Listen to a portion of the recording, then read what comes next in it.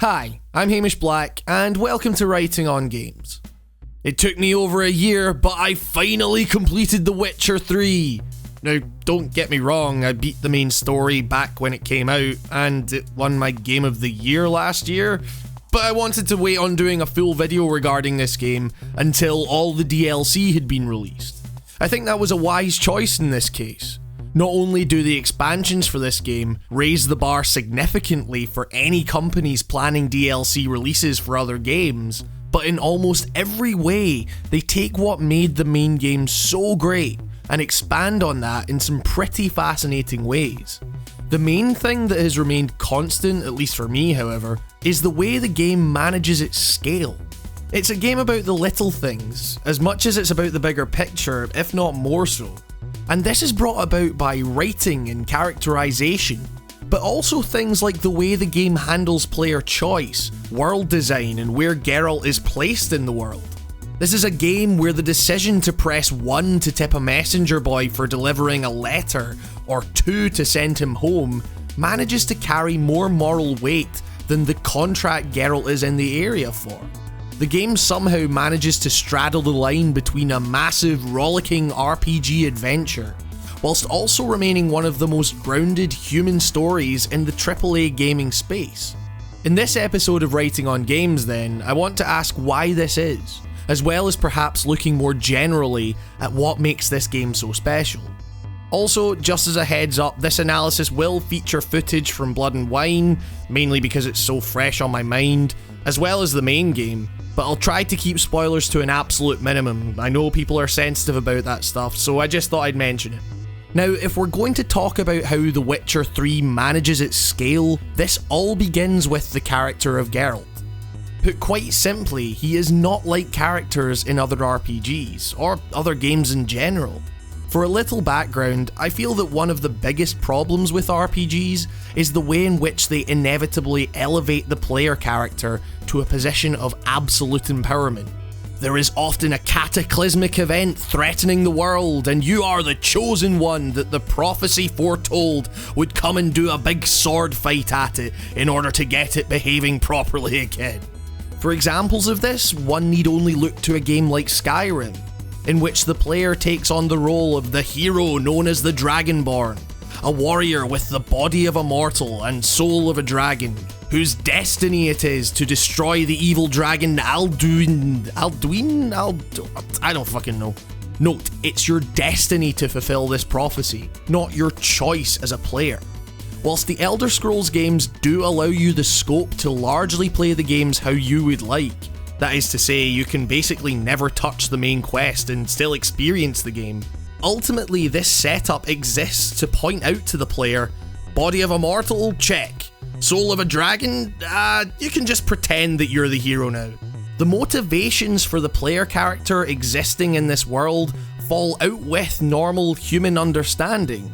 Have you ever faced a dragon? No? Well, just imagine the urgency with which you might do if you were in that situation. Compared to the character of Geralt, however, it's a different story entirely. Sure, in The Witcher 3 there exist larger conflicts, including that of the Wild Hunt closing in and the larger Northern Wars. However, in the former's case, there is always a personal stake for Geralt, and in the latter, they aren't the focus of proceedings. In fact, their presence is so rarely felt in the world. If this was a more typical fantasy RPG, Geralt would be duty-bound to fight and stop the conflict single-handedly, for no reason other than that he was the player character, and the player character must be at the centre of the action at all times. However, in The Witcher 3 this isn't the case, and so the conflict becomes a framing device more than anything else. It contextualises the general malaise of the world, hanging over it like a tarpaulin, but never making its presence felt in any real direct way.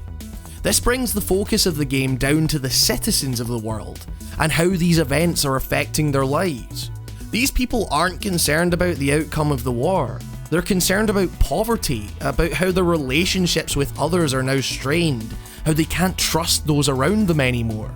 These are all consequences of war for sure, but somewhat indirect consequences. The wars are brought down to a personal level, and so the player is more easily invested in the problems that arise from that conflict. The beauty of this is that Geralt himself is not written to be above these concerns. Rarely, if ever, does he feel a compulsion to save the world out of any sense of duty. In fact, whenever he finds himself in the proximity of the more prominent conflicts of the world, it is never without a personal stake. Geralt goes to Emperor Emhyr moments after he comes across his love Yennefer, only agrees to help find Ciri because of close personal ties, and only agrees to help the Bloody Baron because of his information on Ciri. That, and he also has a financial stake in all of his quests. He's a Witcher after all, and that's his job. Far from being heralded as a hero like the player character might be in other games, it is heavily suggested that Witchers are treated with a great deal of trepidation and skepticism. Think about it, Geralt is financially benefiting from the numerous hardships and uncertainties these conflicts bring to the world. He's hardly the squeaky clean chosen one found in other RPGs. Rather, he's just a mercenary with the right skills for the job and a need for money. Hell, his attitude to the whole thing can be summed up in one curt phrase used whenever he's asked for help. Don't work for free, you know. Ultimately, Geralt wants to make sure that those around him are okay and that he gets paid. These are incredibly human, incredibly relatable emotions that are rarely afforded to players in other games, due to said games need to place the player in the position of power, or the only one who can save the world.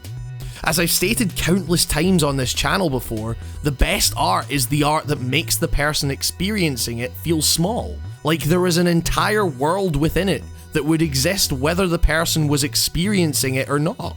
In games, this is somewhat easier to quantify because you are literally dealing with created worlds. That said, The Witcher absolutely nails this. As I say, there's a constant sense of dread looming over the world, and a feeling that you are often merely passing through each individual's existence in that moment of interaction. Like, they had problems before you arrived, and they'll maybe have one less problem when you leave. It also manages to balance this, however, with the fact that the world is just so damn pretty to look at and explore, even if exploration usually just comes down to following a dotted line on a map. This is especially apparent in the latest DLC, Blood and Wine, which often just looks like a collection of amazing watercolour paintings rather than just a game world. Speaking of the latest DLC, I feel like it highlights a lot of what I'm saying here. Without spoiling anything that doesn't appear within the first 15 minutes of the DLC, Geralt accepts a contract that takes him to the gorgeous world of Toussaint. Here, the human motivations of Geralt are given something on the other extreme to really clash against, in a way that is less subtle than it might be in the main quest.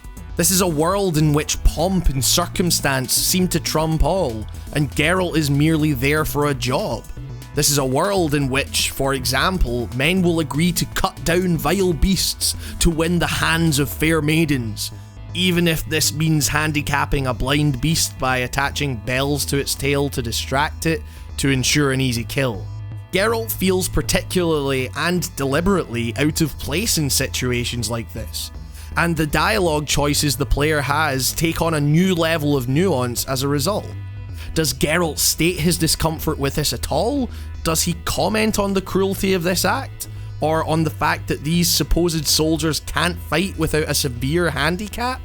Situations like this consistently appear to Geralt, and highlight to the player both the absurdity and the futility of ceremony in this world, when situations are often much more nuanced than just, is this good or is this a monster? Now this brings us back to where we started, the choice the DLC presents the player of whether to tip the messenger boy or not. This is a simple yes or no choice, treated with very little significance mechanically or narratively by the game, but it really stopped me in my tracks. I realised that I was no longer even thinking in those video game terms. I was thinking about how I had constructed my own version of Geralt through these small, seemingly meaningless choices, and how that version of Geralt would react to this situation. The sociological implications of poverty, the fact that mere minutes before I had been at a royal party partaking in a dumb game, the fact that this kid probably has to grow up fairly quickly in a world indirectly ravaged by conflict and inequality. All these things came into my head as I made this decision. Ultimately, I concluded that whilst Geralt was distant and somewhat emotionally numbed, he wasn't cruel. This kid went to a lot of effort to find me, and I couldn't simply send him home penniless. All this from a seemingly meaningless dialogue choice that had no impact on the story at large. This is what I'm talking about when I say that The Witcher 3's biggest triumph is its management of scale. There are larger things to do with the Barthesian ideas regarding the death of the author and such when talking about the psychological nature of choices like these, but I covered a lot of that in my video on Firewatch. Now just think about that for a minute though. The Witcher 3, one of the grandest AAA action RPGs in recent times, handles player choice in the same way that a comparatively tiny, experimental indie game like Firewatch did. It trusts the player to embrace the nuance of morality in the same way that the game's writers do. It trusts that the players will have a greater appreciation for the problems of the individual denizens of the world because they aren't that far off from Geralt's. It trusts that the player will treat the larger conflicts with the same disregard that Geralt does. And even when the player is forced to act within these situations, it trusts that they will focus on his personal and professional stakes more than anything else. Ultimately, it trusts the player's intelligence, and this is simply not seen when a game forces the player into the role of the one person who can save the world from a cataclysmic conflict, and more importantly, assumes that they will feel duty-bound to do so. Try and think about this next time you play an RPG, and see if any action you take in that world can come close to having the moral weight that The Witcher places on whether or not to tip a lowly messenger boy. And that concludes another episode of Writing on Games, and I should say, this is the first after the channel's 1 year anniversary. Holy shit!